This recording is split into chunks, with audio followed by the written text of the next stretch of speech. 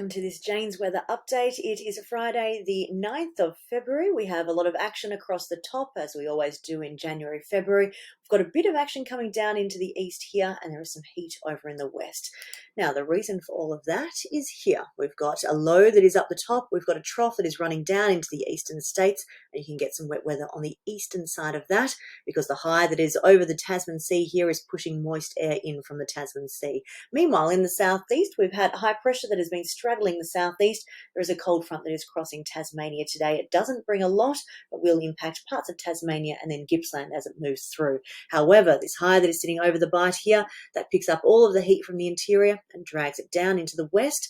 And you can see with the placement of this trough here that is just off the coastline, that means there is no cool air to relieve from that heat.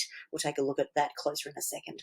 All right, so over the next 8 days, including today, so for the next week, this is where the rain is likely to fall up the top as we expect at this time of year, coming down into these eastern states here. A bit of onshore activity for the east coast. We can see why, because we've got that high there pushing it in through here. So there's some shower and cloud with that as well. But otherwise, it is looking fairly dry, except just in this southeastern corner. Okay, so for today, which is Friday, we've got this dipping down into western parts of Queensland. We've got just a little bit of shower activity on the coast there. Otherwise, all fairly dry. Heading through here, that cold front skips past. Now that, as it moves its way up the coast there, it does bring a little bit of cool air. You've got that onshore airflow, so there is cloud and there are showers for those coastal parts there. Otherwise, the trough running down through here, reducing showers and thunderstorms. Heading into day 3, which is Sunday. Here is that coastal activity for the east there. We've got our showers and storms in Queensland. Nothing at all in the southeast. In fact, it starts to heat up. Meanwhile, the southwest starts to take a break from that heat. All the activity up the top. Heading into Monday next week, which is day 4, all the activity up the top. We've got showers and storms in a trough in through here. Just a bit of coastal activity happening in through there. Heat is in the southeast. And then into Tuesday, there's the cool change moving through. Could be a stormy cool change as it comes in. There is the trough that is running straight down through the eastern states there. And then, so we're looking at Tuesday, Wednesday, Thursday, Friday. This is where the action is. Again, nothing for the southwest. Yes, it is all up the top. Okay, so having a look at what that does for our temperature for the week ahead. This begins on Monday and goes the next 7 days from there. Here is the heat that is definitely down in the southwest. They'll be seeing a peak today into the weekend, then taking a break, and then another surge of heat in the middle of next week. Meanwhile, that will come over to the southeast as well as we go Sunday, Monday, Tuesday, particularly those days there, and then cooler weather returns after that. But with that trough being persistent through these eastern states here, you're looking at cooler conditions thanks to the cloud cover, showers and storms that one does bring. Okay, let's have a look at a couple of spots here. I picked out Perth today because that is where the heat is at the moment. You'll notice we're using our Pro consensus here, which will be rolled out to more users as we go through next week. I'm pretty excited by that. And why? You can see why I'm excited here because, okay, so first of all, let's cover the heat off. 41, 41, and then a bit of a relief as we go through Sunday into Monday.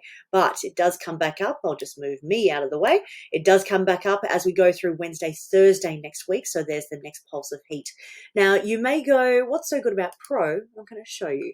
Here it is. All of the global weather models, they take a bit of a guess as to what is likely to happen in this particular part of the world. But they don't know everything that's happening there. We can then train those models and adapt them to local conditions so it knows that when the weather pattern is like it is at the moment, it's actually hotter than what those models are suggesting. So here is our Pro consensus forecast. It is shading outside the lines, it's colouring outside the lines, and you can see it heats up faster, it goes higher than what the actual global models are suggesting. So it takes those into consideration and then adapts to local conditions. All right, so let's have a look at that as we go through time. So we've got our heat today, we've got our heat into Saturday. Let's move into Sunday. You can see it's not as bad here. Why? Because the wind changes direction. That trough is moving onshore. But then as we go through Monday, there we are, up to 31, 33 by Tuesday, building again on Wednesday into the next pulse of heat that is coming in on Thursday. But that one should be for just one day. There's even the chance of a shower as we go through next Friday. Let's have a look at Melbourne here today. So we've got the cloud in the morning, we've got sunshine in the afternoon, we've got a southerly wind that you'll feel this afternoon, and we've got our lower temperatures for today. But then it rapidly heats up, so 26 by Saturday afternoon, I'll skip ahead to that one. The sun comes out. It is absolutely lovely. The winds are lighter too. As we go into Sunday, that's when we start to feel the heat. It may peak at about 35. This is the latest guidance as of this morning. 38 on Monday. And then let's have a look at Tuesday here. We rise, and then there is a rapid change in through here. Now, these wind gusts, let's have a look, 71, 72, maybe even 80 k's an hour as that one comes in. So there may be some damaging wind gusts with that before the cool change comes through during Tuesday afternoon, which may have some thunderstorms on it, and then rapidly clear during the early hours of Wednesday when we are back to milder conditions. All right, let's look further ahead into week 2. So this is the week beginning on Monday, the 19th of February. Let's just move me back over here. And we've got in terms of precipitation, first of all, you'll notice first here, Queensland, looking drier than average. Now, that could mean we're taking a little bit of a break from things that have been coming in and affecting Queensland, so you may be looking forward to that. In week 2, instead, maybe the focus is back over here. So we're looking at potentially some wet weather from here coming down into maybe not quite the southwest, the far southwest, but moving through these parts and into South Australia and perhaps into Victoria as well. So keep an eye on that. This is a early stage look at what's happening in week 2. Now, what that does to the temperature is here. We've still got a little bit of, moving this one forward. We have warmer air that is moving all through these areas here. So Queensland, perhaps on the horizon, warmer and drier conditions coming up in week 2. Whereas with that rain that's moving through here, that would indicate cooler conditions, but still some heat for the far southwest. Okay, let's have a look further afield. What is causing this at the moment? So our southern annular mode, known as SAM.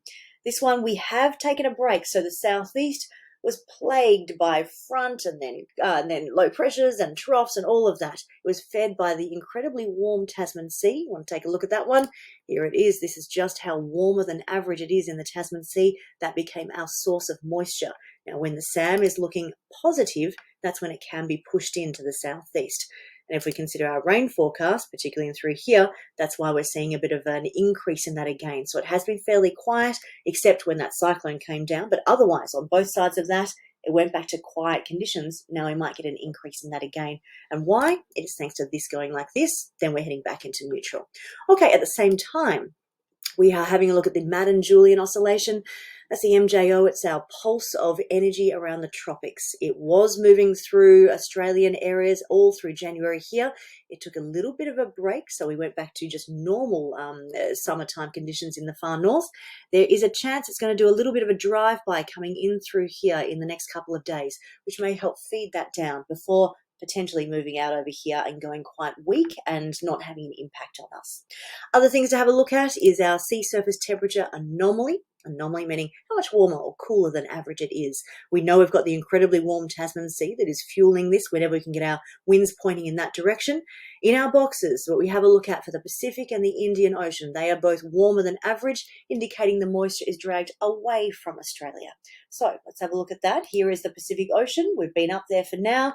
It is still in through here, but it is likely to die as we go through these parts heading into autumn. All of these ones here, they do have a negative trajectory. These guys are going fast, and the potential for La Nina as we go into winter next year. It's 2 models. It has been there now for at least a couple of weeks, so it is something to keep an eye on as one of those pieces of the puzzle of what might be impacting our weather in the months ahead. Having a look at the Indian Ocean, so there we know that we have that box out there. This is why it has been here. We are now officially out of it, have been out of it for 2 weeks, our positive Indian Ocean dipole. This one is likely to hang around neutral. However, there are 2 here that are in our autumn period that are heading back into the drier type zone. That would indicate, if they are correct, that the northwest, those juicy northwest cloud bands that come down and give us that autumn break in the south, that means they're slightly less likely. Now, it's 2 models, maybe a 3rd model going into that. Not all of them. The rest are sitting in neutral. Again, more pieces of the puzzle to have a look at what's happening in the weeks and also months ahead. That's it from me this morning. Head to janesweather.com for the latest forecast for your spot.